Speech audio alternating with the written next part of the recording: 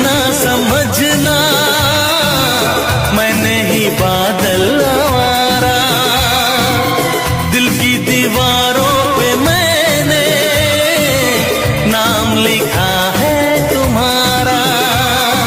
ओ तेरे प्यार में कुर्बान मेरा दिल मेरी जान, तुझे लग जाए मेरी उम्र। सब सनविल अस्पताल मुंतकिल, जहां पहले ही कोई सहूलत दस्तयाब नहीं। मासूम शहरी हैरान और परेशान अब कर रहे हैं किसी मसीहा का इंतजार। कौन बचाएगा उन्हें, कौन दिलाएगा इन सब मसाइल से निजात।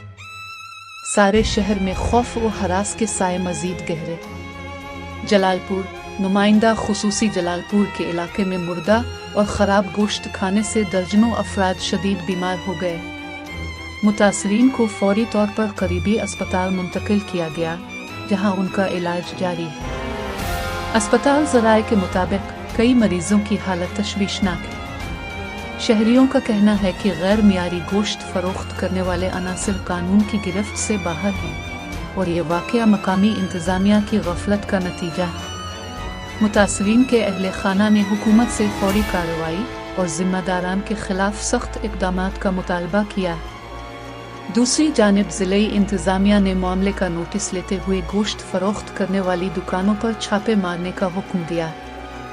अवामी हलकों ने इंतज़ामिया से अपील की है कि खुराक के मेयार को यकीनी बनाने के लिए मुअस्सर इक़दामात किए जाएं ताकि आइंदा ऐसे वाक़यात से बचा जा सके।